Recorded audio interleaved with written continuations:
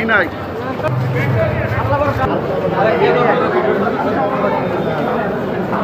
আমরা জামিন চেয়েছি বিজ্ঞ আদালতে 302-এর একটা প্রসন্তানার মামলার এলিগেশন নিয়ে ওনাকে সন্দেহজনকভাবে ওনাকে গ্রেপ্তার করে আজকে বিজ্ঞ আদালত উপস্থিত করেছেন। আমরা বিজ্ঞ আদালতের সামনে উপস্থাপন করেছি যে এই মামলায় তার কোনো সম্পৃক্ততা নাই। বিগত 14 থেকে 15 বছর ধরে সে চলচ্চিত্র অঙ্গনের সাথে জড়িত। সে বিভিন্ন নাটক নির্মাণ করেছেন, ঢাকা এটাকের সাথে উনি সহকারী পরিচালক হিসেবে কাজ করেছেন এবং অসংখ্য কাজের সাথে উনি সম্পৃক্ত আছে। আজকে তার সাথে তার সহকর্মীরা, অনেক নির্মাতারা এবং অভিনেতা অভিনেত্রীরা তার সঙ্গে তার বিজ্ঞ আদালত উপস্থিত হয়েছে যে সেও সবাই বলার চেষ্টা করছেন এই বৈষম্য বিরোধী ছাত্র আন্দোলনে সেও সামনে থেকে নেতৃত্ব দিয়েছে। সে কোনোদিন কোনোভাবে কোনো রাজনৈতিক ইয়ার সাথে সম্পৃক্ত ছিল না। বিগত 15 বছর ধরে নাই। 15 বছর ধরে সে তার কাজ নিয়ে অসম্ভব ব্যস্ত এবং তরুণ নির্মাতা হিসেবে সে ভালো সুনাম করতেছে। সেটা আমরা বিজ্ঞ আদালতের উপস্থাপন করেছি। বিজ্ঞ আদালত রাষ্ট্রপক্ষের বক্তব্য শুনেছেন, শোনার পর উনি মনে করেছেন যে ওনাকে তদন্তকারী কর্মকর্তা কেন গ্রেপ্তার করে নিয়েছেন সিডিটা যেন উপস্থাপন করে বিজ্ঞ আদালতে।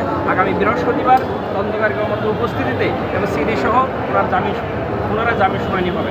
এই জামিন আসা কি প্রত্যাশা করছেন ওই দিন? আমরা আশা করতেছি তাকে যেহেতু অজ্ঞাতনামা আসামি হিসেবে গ্রেপ্তার করা হয়েছে, তার বিরুদ্ধে কোনো স্পেসিফিক অ্যালিগেশন নাই, সুনির্দিষ্ট কোনো অভিযোগ নাই এবং এই মামলায় যে সম্পৃক্ত এফআইআর কন্টেন্ট ফরওয়ার্ডিংয়ে একটা শব্দও নাই তার বিরুদ্ধে।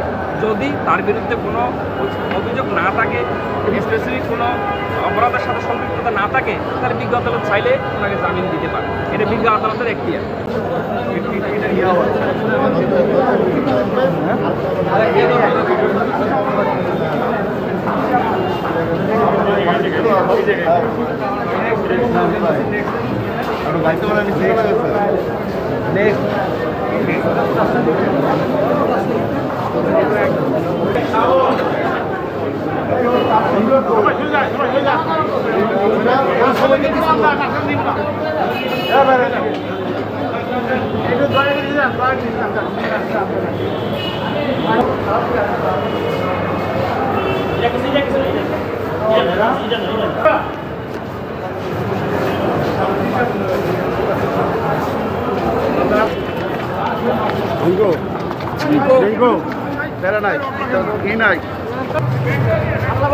হয়েছে হয়েছে হয়েছে হয়েছে।